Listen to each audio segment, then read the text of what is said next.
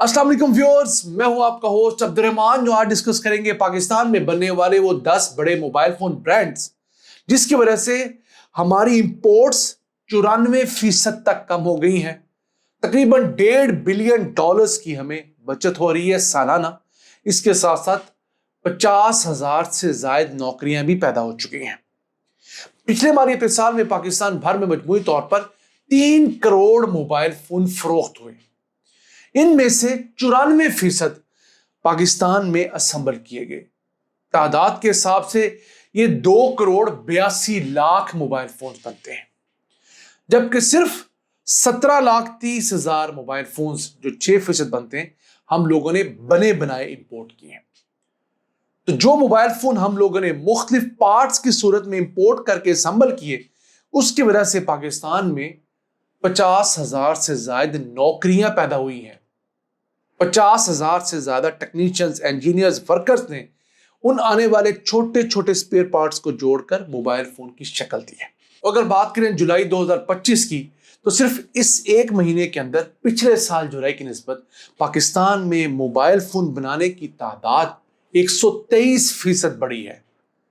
123% की growth record की गई है जुलाई 25 वर्सेस जुलाई 24 में। उसके साथ साथ उन लोगों को लाने ले जाने के लिए जो ट्रांसपोर्ट सेक्टर के अंदर जॉब्स क्रिएट हुई हैं, जो $300 मिलियन की 36 मोबाइल फोन असेंबली की फैक्ट्रियां पाकिस्तान में लगी हैं, वहां पर जो मुख्तलिफ सर्विसेज ली जा रही हैं, मुख्तलिफ प्रोडक्ट्स ली जा रही हैं, पैकेजिंग का सामान पाकिस्तान के अंदर बन रहा है, छोटे मोटे स्पेयर पार्ट्स पाकिस्तान में बनना शुरू हैं। ये तमाम चीजें वो फवायद हैं जो मोबाइल फोन असेंबली के इब्तदाई तौर पर कोई भी मुल्क देखता है, हम भी देख रहे हैं। अगर ये 3 करोड़ मोबाइल फोन हम बाहर से इंपोर्ट करके यहां पर इस्तेमाल करते, जैसे आज से 5 साल पहले कर रहे थे, तो पिछले साल हम लोगों ने जो स्पेयर पार्ट्स इंपोर्ट किए हैं मोबाइल फोन बनाने के लिए, वो $1.5 अरब के थे। वो बिल हमारा $3 अरब का होना था, $1.5 बिलियन बढ़ जाना था। क्यों? अगर एक मोबाइल फोन चाइना में असेंबल होता है, तो जो चाइनीज वर्कर है मोबाइल फोन असेंबली का, उसकी माहाना तनख्वाह औसतन $2,82,000 पाकिस्तानी रुपए है। कम से कम $1,000 वो लेता है तनख्वाह। उसके मुकाबले में उसी लेवल का पाकिस्तानी मोबाइल फोन असेंबलर जो है, उसकी तनख्वाह तकरीबन $66,000 रुपए है। तो दोनों वर्कर्स की तनख्वाह में 4 गुना से ज्यादा का फर्क है। अब मोबाइल फोन के जो स्पेयर पार्ट्स हैं वो बहुत ज्यादा हाई प्रिसीजन की मशीन पे बनते हैं।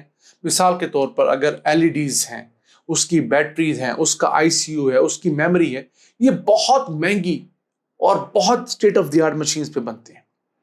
उनकी जो असेंबली है, फिर उनकी जो टेस्टिंग है, उनकी क्वालिटी कंट्रोल है, उनकी फाइन एडजस्टमेंट है, उनकी पैकेजिंग है, ये तमाम के तमाम काम इंसान सरंजाम देते हैं। तो हम वो बहुत अरबों डॉलर्स की इन्वेस्टमेंट तो नहीं कर सकते जो कि उन बड़ी बड़ी मशीनों में होनी है, जब तक हम मोबाइल फोन की एक्सपोर्ट बड़ी मिकदार में ना शुरू करें। तो असेंबली हमारे लिए द बेस्ट पॉसिबल सोल्यूशन था। और फिर Aahista Aahista western data cables Pakistan में बन रही हैं, चार्जर्स जो हैं वो पाकिस्तान में मैन्युफैक्चर होना शुरू हो गए हैं। इस तरह के कई स्पेयर पार्ट्स जो हैं वो पाकिस्तान में हैंड फ्रीज वगैरह बनना शुरू हुई है। तो ये उस जानिब छोटे छोटे कदम है जिसके बाद ये कंपनियां जो एक्सपैंड करती हैं। अब अगर आपको उन 10 कंपनियों की लिस्ट बताएं जो सबसे बड़ी कंपनियां पाकिस्तान में, तो पीटीए के एदाद-ओ-शुमार के मुताबिक जुलाई 2025 में मुल्क भर में 35,90,00,000 मोबाइल फोन्स असेंबल किए गए। सबसे ज्यादा मोबाइल फोन वीगो टेल के असेंबल हुए जो 21,20,000 थे। दूसरे नंबर पे आती है इन्फिनिक्स कंपनी, जिसके 20 लाख मोबाइल फोन पाकिस्तान में एक माह के अंदर असेंबल हुए। तीसरे नंबर पर आईटेल आती है जिसके 15,30,000 मोबाइल फोन असेंबल किए गए। चौथे नंबर पर वीवो आती है जिसके 13,80,000 मोबाइल फोन असेंबल किए गए। 5वें नंबर पर शाओमी आती है जिसके 10 लाख मोबाइल फोन यहां पर असेंबल किए गए। 6ठे नंबर पर सैमसंग आती है जो कि कोरियन कंपनी है। 9,30,000 मोबाइल फोन इसके पाकिस्तान में असेंबल हुए हैं एक माह के अंदर। फिर टेक्नो, ये एक और चाइनीज कंपनी है, इसके 8,90,000 मोबाइल फोन असेंबल हुए हैं। फिर क्यू मोबाइल एक पाकिस्तानी ब्रांड है اس کے 7,20,000 موبائل فون اسمبل ہوئے ہیں۔ پھر 9ویں نمبر پر G5 ایک اور چائنیز برانڈ جس کے 7 لاکھ موبائل فون اسمبل ہوئے ہیں، اور 10ویں نمبر پر نوکیا ہے جس کے 6,50,000 موبائل فون اسمبل ہوئے ہیں۔ اب ان 10 موبائل فون کمپنیز میں 7 چائنیز کمپنیاں ہیں، ایک سیمسنگ ساؤتھ کوریا کی کمپنی ہے، ایک پاکستانی کمپنی ہے لیکن اس کی ساری ٹیکنالوجی بھی چائنیز بیس ہی ہے، اور ایک کمپنی جو نوکیا ہے وہ فن لینڈ کی کمپنی ہے۔ جی ہاں، نوکیا وہی کمپنی جو آج سے 15 سال پہلے دنیا کی سب سے بڑی موبائل فون کمپنی ہوا کرتی تھی، لیکن کس وجہ سے پیچھے رہ گئی؟ اس نے R&D میں انویسٹ نہیں کیا، یہ بٹنوں والے فون ہی بناتی رہ گئی۔ دنیا سمارٹ فونز پر شفٹ ہوگی۔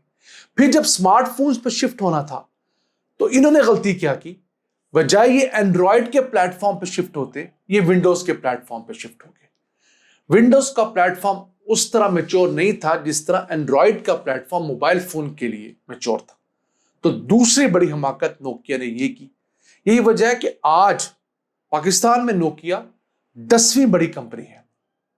آج سے 15-20 سال پہلے یہ دنیا کی سب سے بڑی موبائل فون بنانے والی کمپنی تھی۔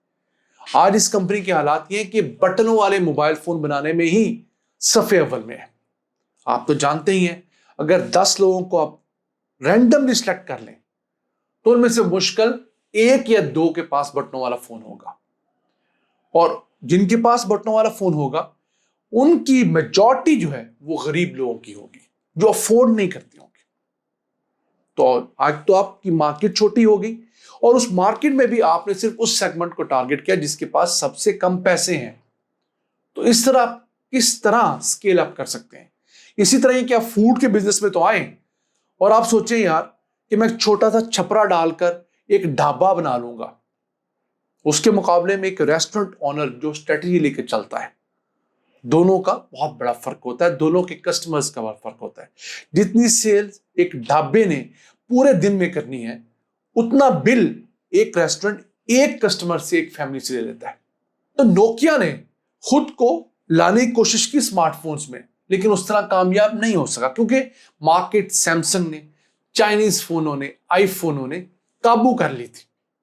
اب اس سیچوریٹڈ مارکیٹ کے اندر آ کر اپنا حصہ نکالنا، اس کے ڈائنامکس چینج کرنا بہت زیادہ مشکل ہو جاتا ہے۔ یہی چیز ہم کہتے ہیں پاکستان کے لیے کہ پاکستان کو ریسرچ اینڈ ڈیولپمنٹ میں انویسٹ کرنا چاہیے۔ ہمیں اپنی یونیورسٹیز کا ریسرچ اینڈ ڈیولپمنٹ کا بجٹ بڑھانا چاہیے۔ جو بچے تحقیق کرتے ہیں وہ کچھ بنا لیں تو انہیں سپورٹ کرنی چاہیے کہ اس تحقیق کو کمپنی میں ٹرانسفارم کریں۔ اس ملک کے بڑے 500,000 سیٹھوں کو ایک جگہ پر بٹھا کر انہیں اس چیز کا شعور دیا جائے کہ اب آپ نے پلاٹوں سے نکلنا ہے، اب آپ نے سونے سے نکلنا ہے، اب آپ نے ڈالر کی ہولڈنگ سے نکلنا ہے، آپ نے اس ٹیکنالوجی میں انویسٹ کرنا ہے تو آپ دنیا کے بڑے سیٹ بن سکتے ہیں۔ ورنہ آپ ہمیشہ حکومتی امداد کے منتظر رہیں گے کہ میری فلاں فیکٹری کے لیے حکومت بجلی سستی دے دے، میرے فلاں یونٹ کے لیے حکومت گیس سستی دے دے، ہمیں فلاں جگہ پر بلا معاوضہ پلاٹ دے دیا جائے۔ یہ وہ کلچز ہیں جس کی وجہ سے ہمارا سیٹ عالمی سطح پر بڑا نہیں بنتا۔ ہماری حکومتیں ان سیٹوں کو سپون فیڈ کرتی رہتی ہیں۔ ناظرین، یہ تھا آج کا ایپیسوڈ۔ ہم امید ہے ہم کچھ نئی باتیں آپ تک پہنچانے میں کامیاب ہوئے ہوں گے۔ اپنے میزبان عبد الرحمان کو اجازت دیجیے۔ اللہ نے کے بعد